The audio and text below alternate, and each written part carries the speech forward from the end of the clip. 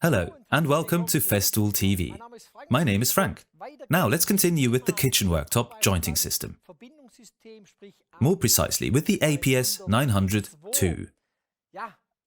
The 2 is important because we changed something on the template. Now we're going to look at the application where the template can be best used. I've decided to put the joint in this position. This crosspiece will be fitted later for the kitchen worktop joint. Soll also hier später anmontiert werden für die Küchenarbeitsblattverbindung. There is something else to consider. I can join worktops measuring 600 or 650 or 900 millimeters using this template.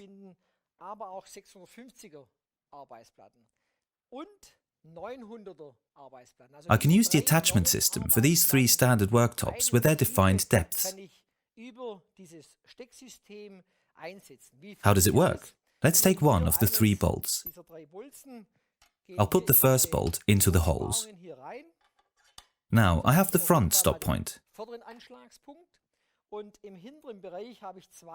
There are 2 numbers here, 600 and 650. I'll select the corresponding hole for the correct depth of my worktop. This gives me 3 stop points. Now I can fix the template to the kitchen worktop. If I'm making the joint on this side, there is something I need to watch out for. The cutter's direction of rotation. When the cutter is mounted in the router, it rotates clockwise.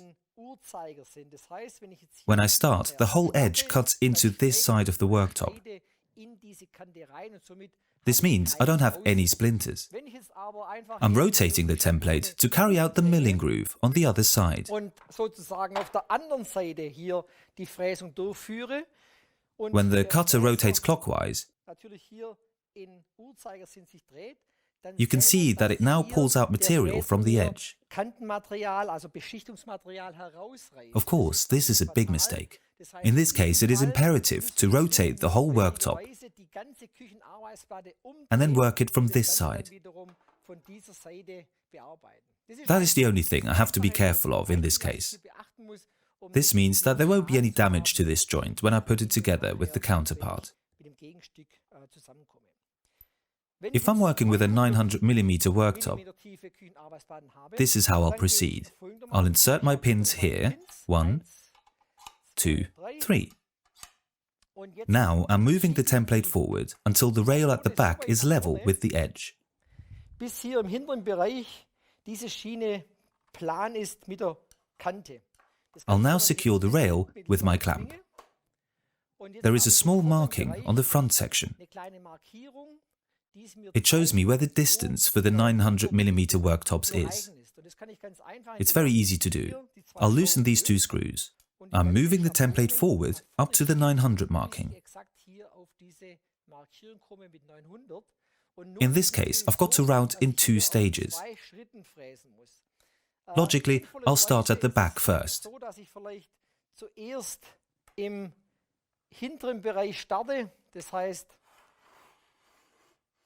First, I'll route about a third. Then I'll move the template along. The pins give me guidance. Then I'll move the template up to the 900 marking and secure it with my clamps. Then I'll be able to route the rest. So that's the theory. In practice, of course, I've got to take care to cut the milling groove cleanly, so that's even.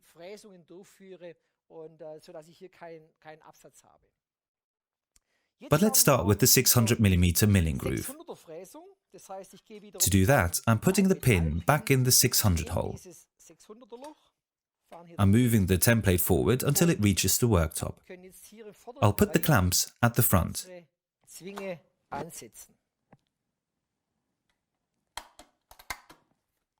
The rail is securely mounted. Now I can screw them in place. This is how we create a unit at the back with the template and the rails. I'm using the OF2200 router. A 30 mm copying ring with a 14 mm groove cutter is already fitted. I'm using a dust extraction system with the large 36mm suction hose. Everything is already connected. When I start routing shortly, I'll start by using the deepest setting on the front section. Afterwards, the cutter will go completely down. Then I'll route 3 or 4mm to trim the front edge. This means I get a sharp edge. After that, I'll lift up the router and move it back. I'll groove here too. So I'm deliberately not going to move the router from the other side in, but I'll insert it into the material instead. That's the point of doing that. It's very simple. Chips won't be ejected backwards through this channel. Most are diverted into the extraction system. I'll only remove the small partition right at the end when I carry out the precision routing. Then my work will be finished. Now I'll put on my protective glasses and ear protection. Let's get started.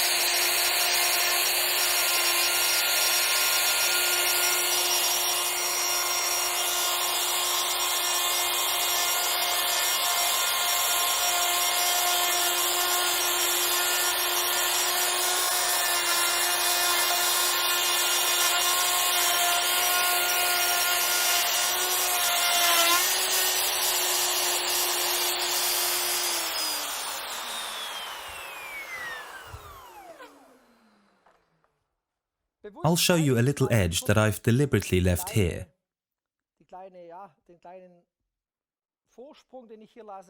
This means that the chips don't pass through here and are extracted instead. Now I'll carry out the second milling groove a little deeper. This can be set very easily with the turret stop.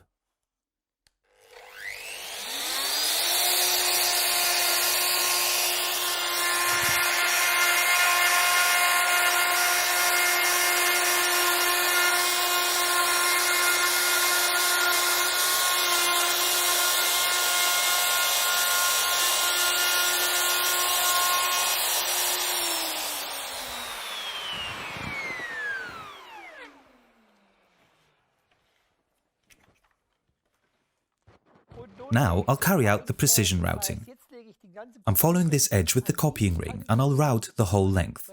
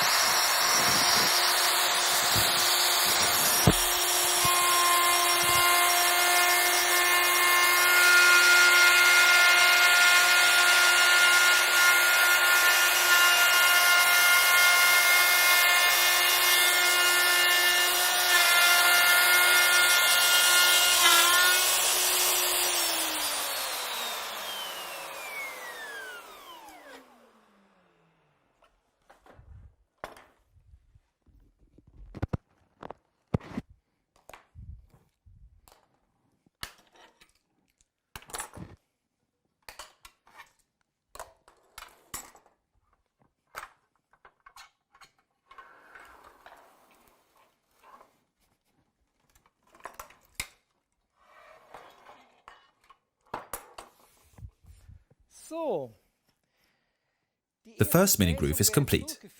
You can see there's a good, sharp edge.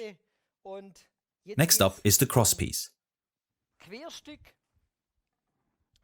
I'll finish the counterpart in the next step. I'll show you how to do that next.